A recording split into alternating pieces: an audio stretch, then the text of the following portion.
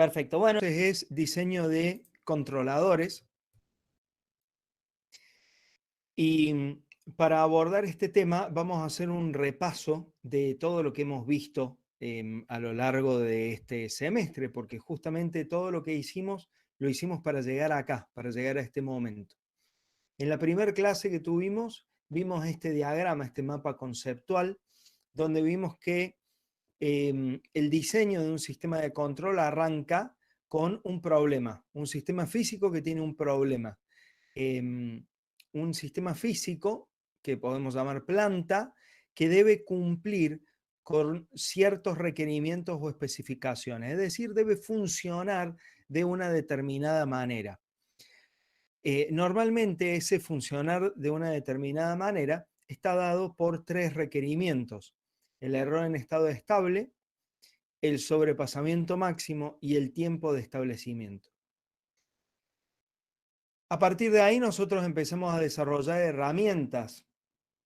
Por ejemplo, vimos que necesitábamos el modelo matemático de nuestro sistema en el dominio de tiempo continuo, ¿sí?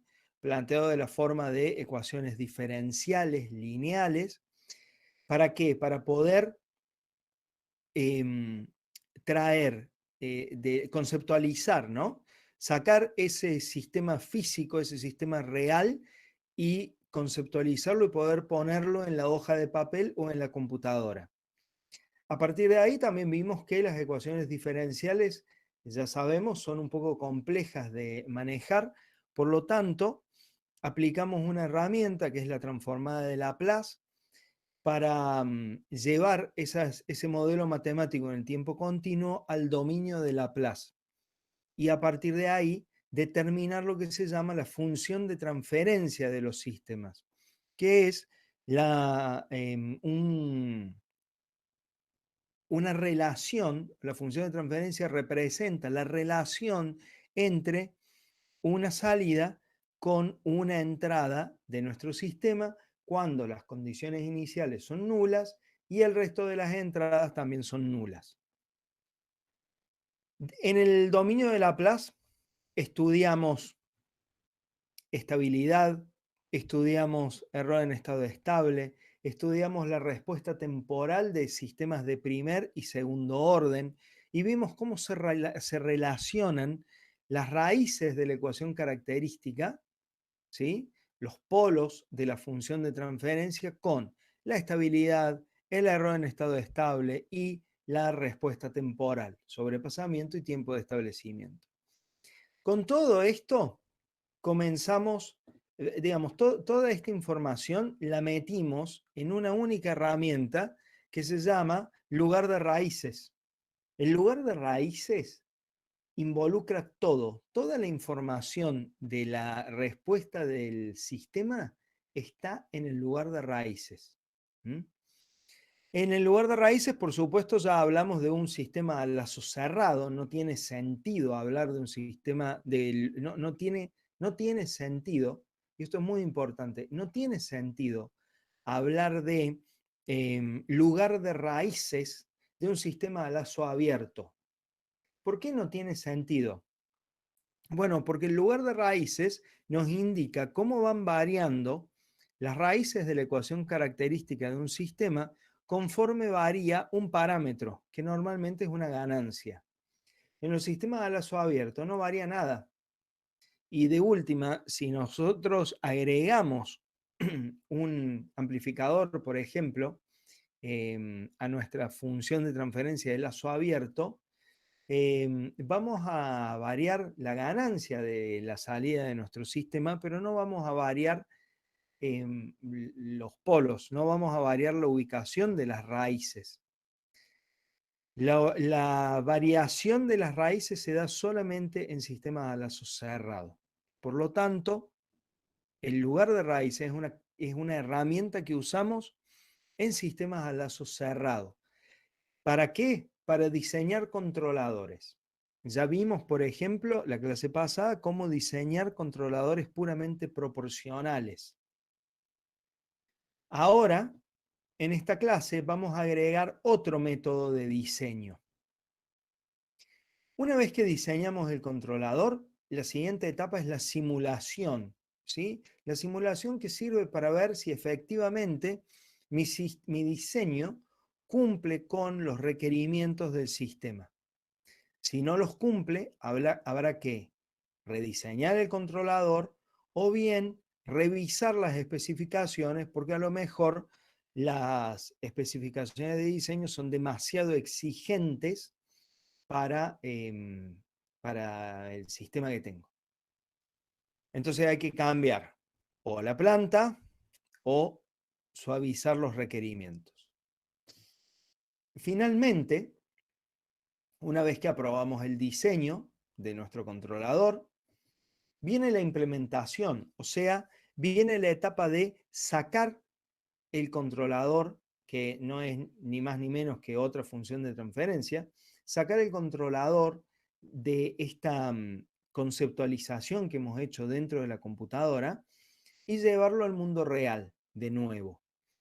Y esto se hace de dos formas, o bien usando electrónica analógica, haciendo síntesis de redes activas, o sea, sintetizando, creando la función de transferencia de nuestro controlador, creándola en el mundo real con amplificadores operacionales, capacitores, resistencias e inductancias, ¿sí? Eso es sintetizar la función de transferencia con amplificadores operacionales.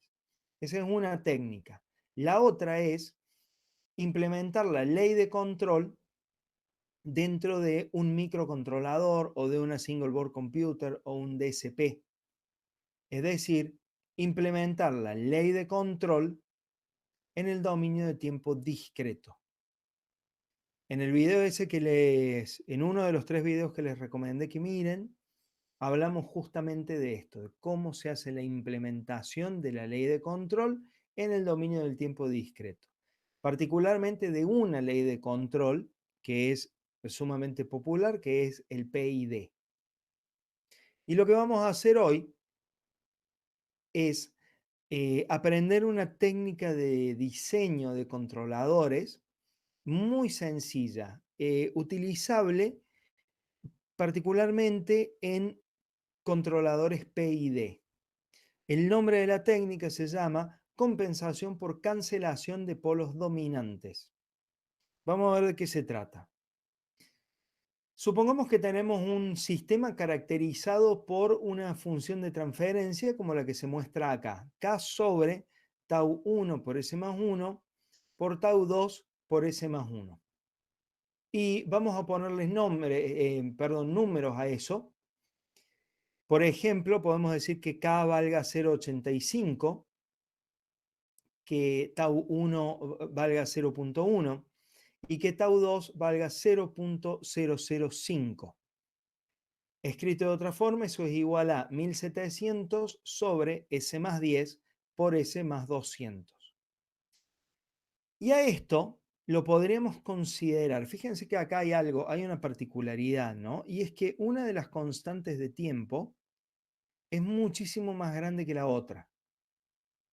Entonces, nosotros podríamos considerar a nuestro sistema GDS de segundo orden como si fuera el producto de dos sistemas de primer orden en cascada.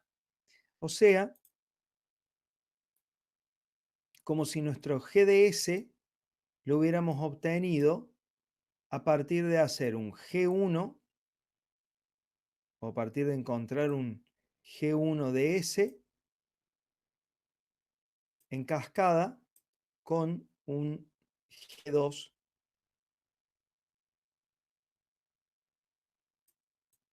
G2 de S. ¿Sí? Todo este conjunto es G. Por ejemplo, podrían tener esta pinta. K por 8,5 sobre S más 10 por 170 sobre S más 200. Estas ganancias están puestas acá para que podamos hacer una comparación, porque en realidad lo que nos importa es la ubicación de cada uno de los polos de estos sistemitas o de estos subsistemas de primer orden. Y analicemos un poco lo que va a pasar acá. cuando dibujemos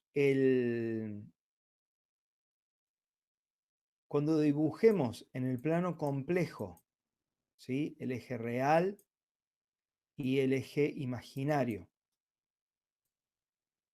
cuando ubiquemos los dos polos de este sistema, vamos a tener que uno está en -10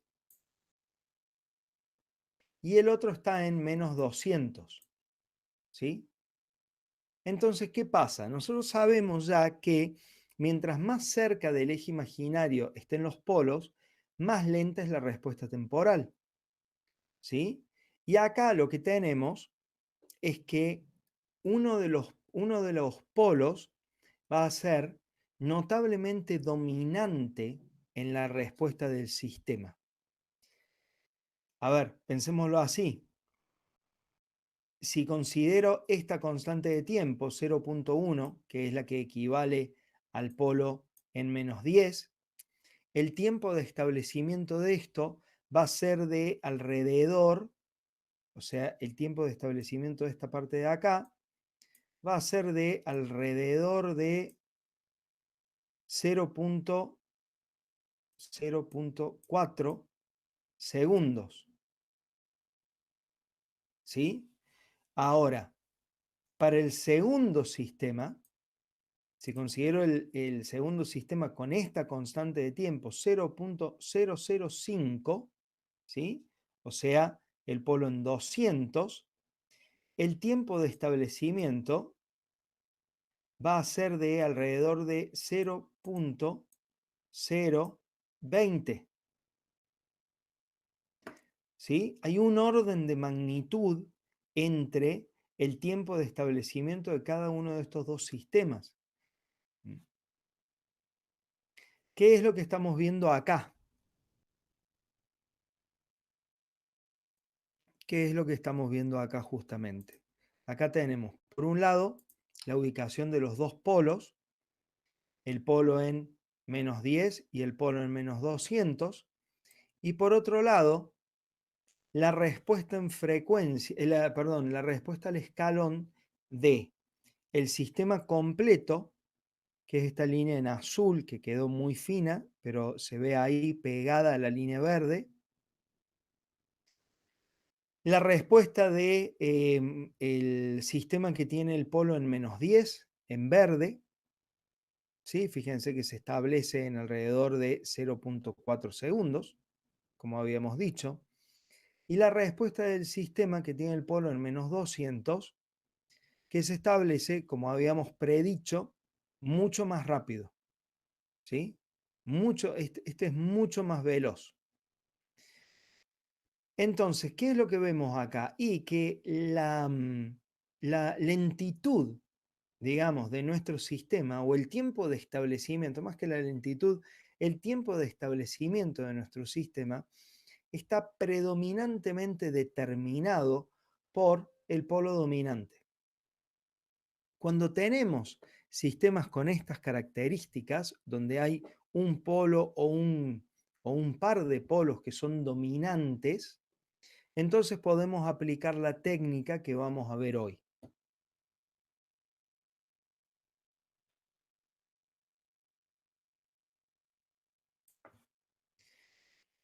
¿Y en qué va a consistir esta técnica? Bueno, esta técnica consiste en tratar de minimizar la duración del transitorio, principalmente, usando los ceros que aparecen en la función de transferencia del PID. Vamos a hacer un poquito de memoria. Un minuto, les voy a compartir otra cosa ahora. ¿Cómo pasó arriba de 0,85 a 1,700? Sí, haciendo los...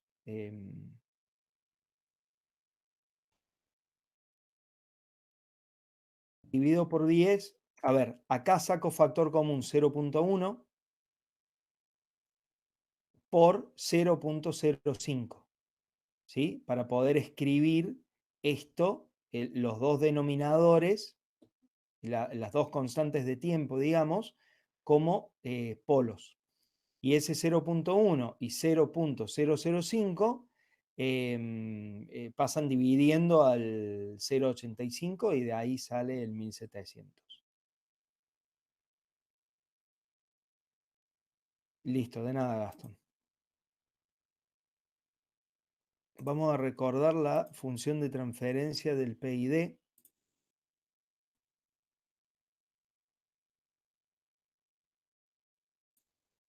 ¿Qué pasó?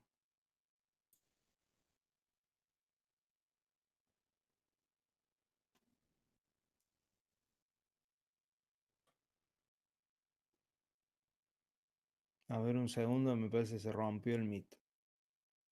Google Chrome no responde. Vamos.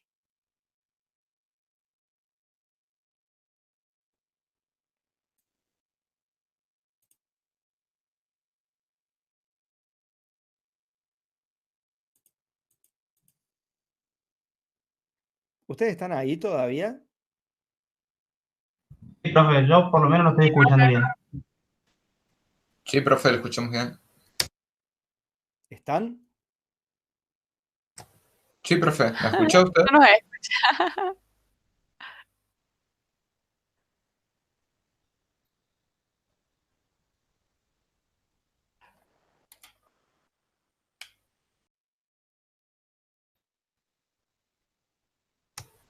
Necesita Che, poder mandar zumbidos Google Meet. ¿detenemos la grabación? No sé.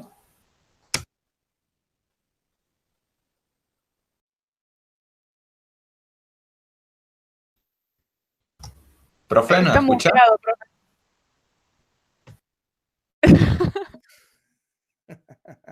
Bueno, ahí está. No es mi mejor clase la de hoy, ¿no?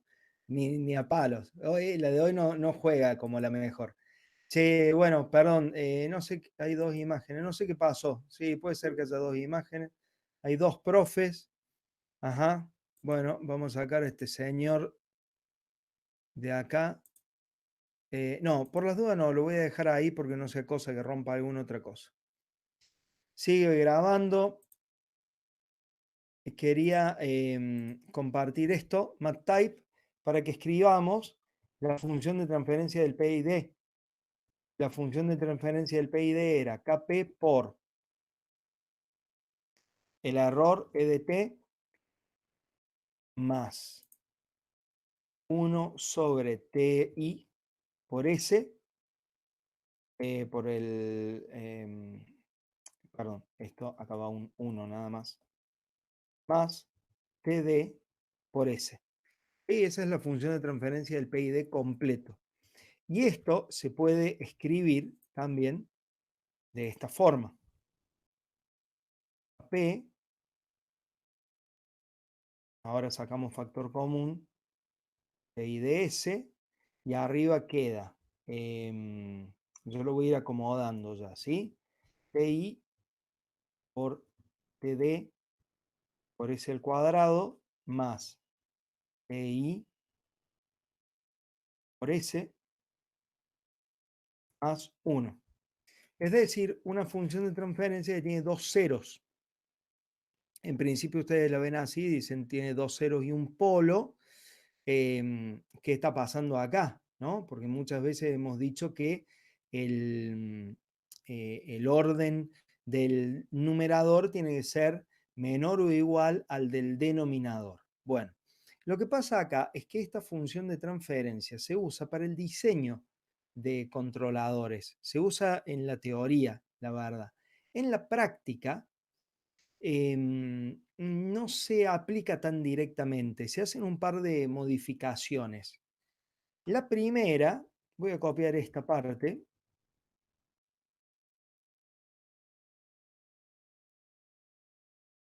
Voy a copiar esto.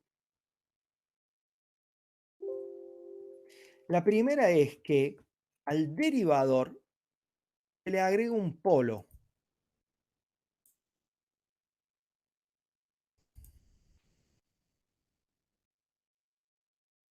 Al derivador se le agrega un polo, ¿sí? Que suele estar, por supuesto, a una frecuencia lo suficientemente alta, ¿sí?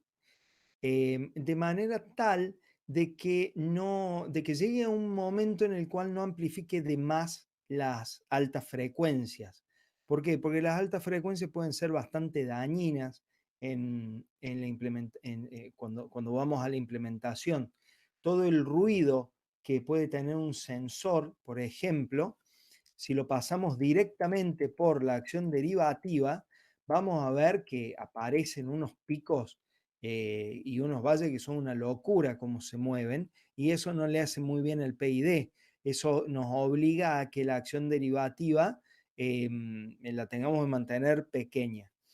En cambio, con esta función de transferencia, aparece lo que se llama un derivador restringido, que es simplemente agregarle un filtro pasabajos a la acción derivativa, y esta se comporta mucho mejor. ¿Sí? Esta se comporta muchísimo mejor.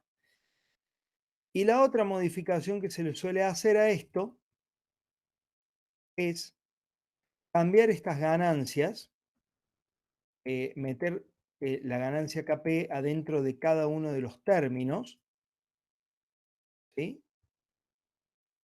De forma tal de después reescribir esto, de forma tal de que esto se pueda reescribir como así.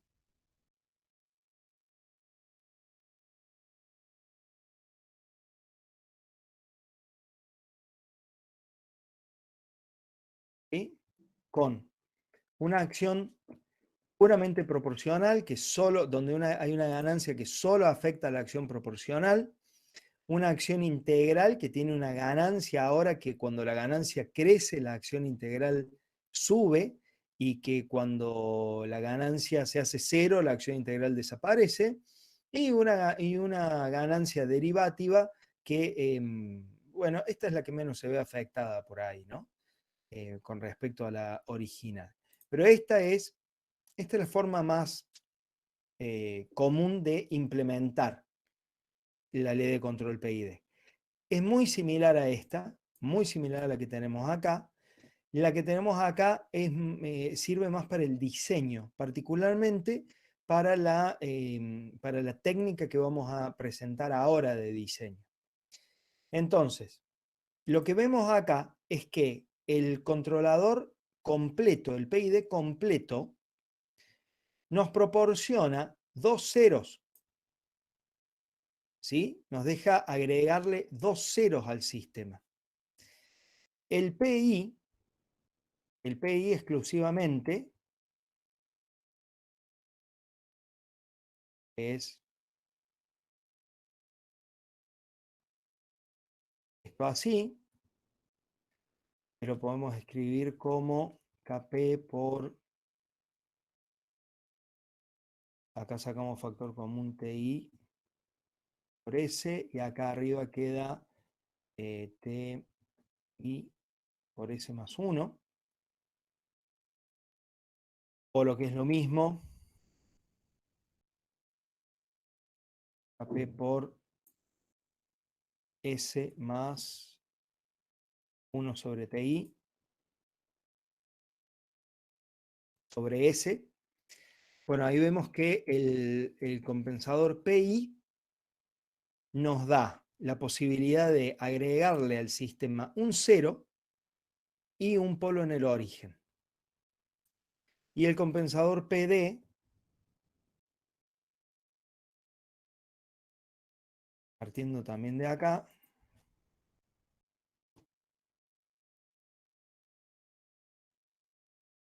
el compensador PD nos da la posibilidad de agregarle al sistema un cero.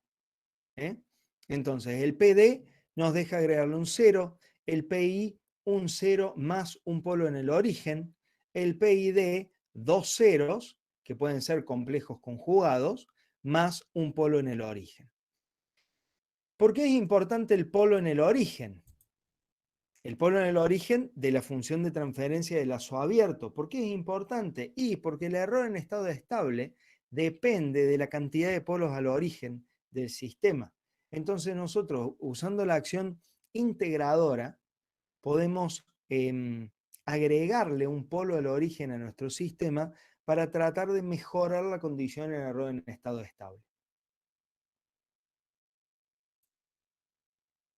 Vamos a volver ahora a nuestra filmina.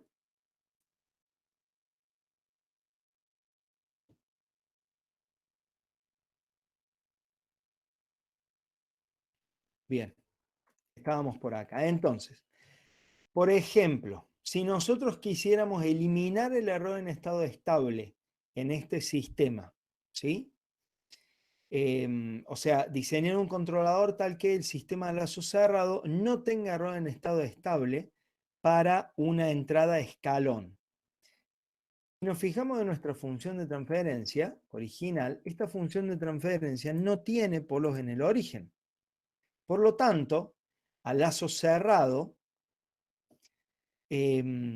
suponiendo que el sistema se hace estable, si nosotros no modificamos la cantidad de polos al origen, el error en estado estable va a ser constante, porque este es un sistema tipo 0. Ahora, ¿qué podemos hacer? Y podemos agregar acá en la función de transferencia de lazo abierto,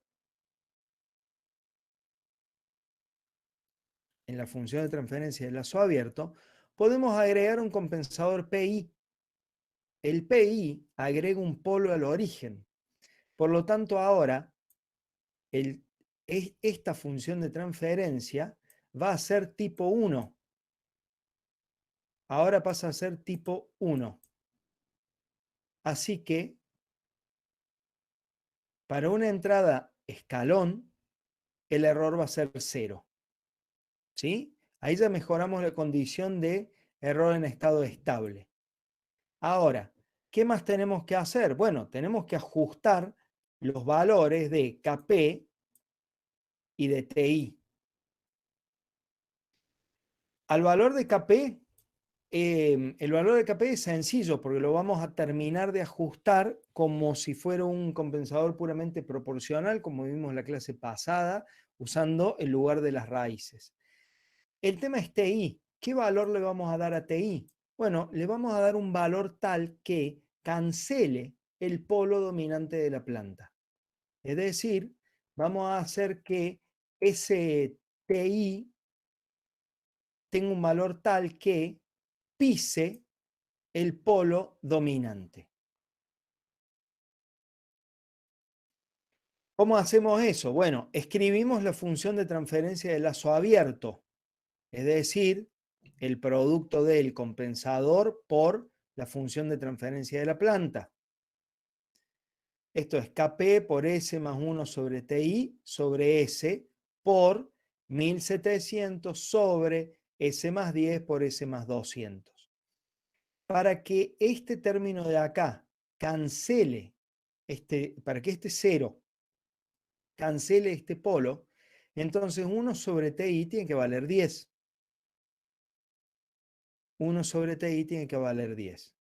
Cuando eso ocurre, la función de transferencia de lazo abierto ahora queda Kp por S más 1 sobre 0.1 sobre S por 1700 sobre S más 10 por S más 200. Este término se cancela con este término y la función de transferencia de lazo abierto ahora queda Kp sobre S por 1700 sobre S más 200.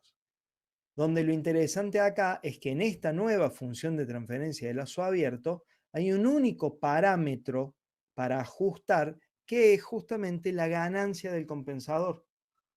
Entonces, podemos usar la técnica del lugar de raíces para encontrar el valor de Kp que necesitemos. El lugar de raíces de esto, si este es el eje real y este es el eje imaginario,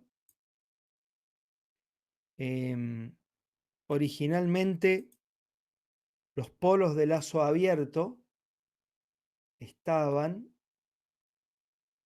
uno por acá y el otro por acá, uno en menos 200 y el otro en menos 10. Estos son los polos de lazo abierto, este y este. Ahora, una vez que le aplicamos el compensador, ¿qué obtenemos? Y el polo en 200 se queda donde estaba.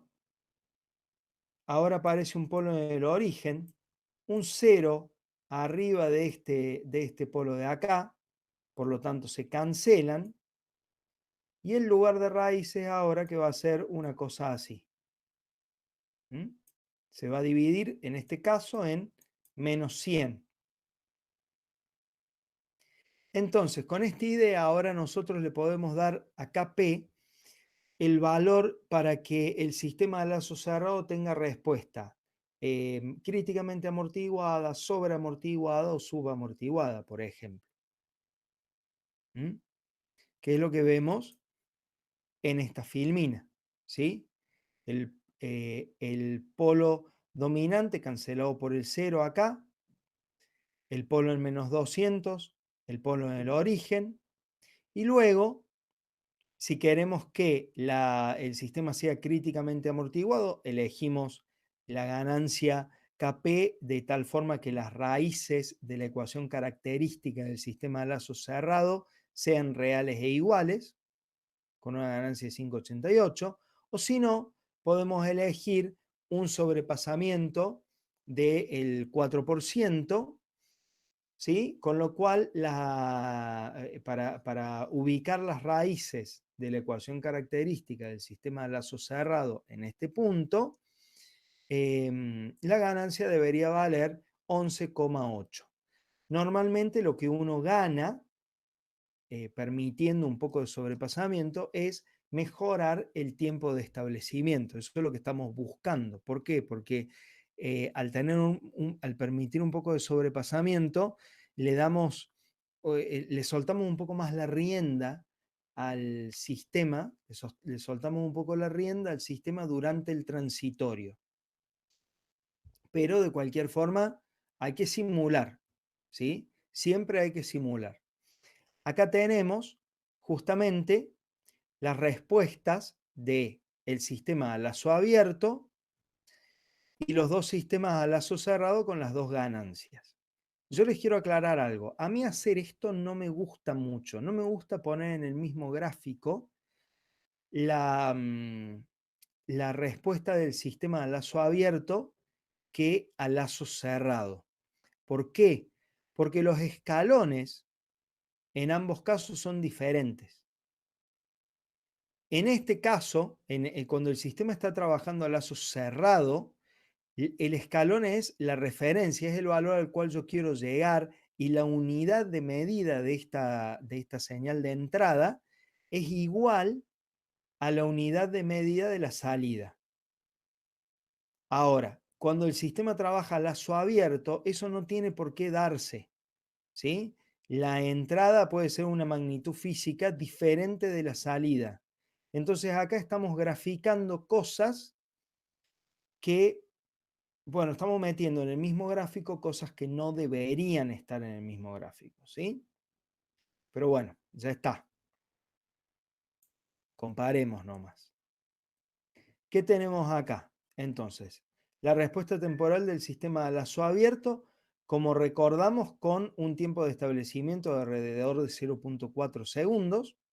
Y luego, la respuesta del sistema a lazo cerrado con el compensador, ¿sí?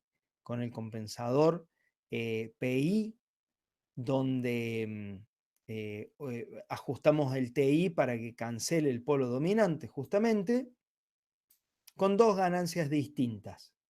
Kp igual a 6, que es la señal verde, y Kp igual a 12, que es la señal roja, donde, como ven, al permitir un poco de sobrepasamiento, ganamos en tiempo de establecimiento. El sistema rojo es un poquito más rápido. Normalmente eso es lo que va a pasar. Bueno, ahí tenemos las tres condiciones entonces, con un poco más de detalle. Acá estamos viendo los tiempos de establecimiento de los sistemas y el tiempo pico y el sobrepasamiento máximo en el caso del sistema con ganancia 12. Una cosa que no mencioné recién es que deberían notar cómo los sistemas a lazo cerrado no tienen error en estado estable, justamente porque cambiamos el tipo de sistema de 0 a 1. Profe, ¿y ¿Sí? si tuviéramos otro tipo de entrada y quisiéramos mantener el error en estado estable igual a 0, le agregamos más polos en el origen y el resto sigue igual, digamos? Si vos tuvieras, por ejemplo, una entrada rampa. Claro. Bueno, ahí hay que ver, la verdad. A ver, esta es una regla general, ¿sí? Pero en cada caso es distinto. La verdad es que cada caso es distinto. Nosotros acá vamos a ver algunas recetas para diseñar compensadores, pero después hay que ponerse y ver cómo es la planta. Porque, por ejemplo, poner polos en el origen normalmente hace que el margen de estabilidad disminuya, ¿sí? O sea, que vos te puedas mover por valores de KP cada vez más chicos, un rango cada vez menor. ¿Por qué? Porque los polos en el origen tiran el lugar de raíces hacia el semiplano derecho. Entonces no es cuestión de poner polos en el origen porque sí. No es la solución mágica a todo. En este caso, por ejemplo, mejoró el tiempo de establecimiento, pero tampoco necesariamente siempre va a ser así. Depende de cada caso. En este caso lo hace porque los polos del sistema de lazo abierto están muy separados entre sí. Entonces uno es notablemente dominante. ¿Sí? Está hecho a propósito el ejemplo. Pero si los polos están más cerca, también podés aplicar la técnica, pero el efecto no va a ser tan notable. ¿Mm? Capaz que hasta el polo en el origen del PI te perjudique el tiempo de establecimiento. Después, ya que estamos hablando de las cosas malas, les agrego una más. Si el sistema a lazo abierto es inestable, o sea, si tiene un polo con parte real positiva, esta técnica no se puede aplicar.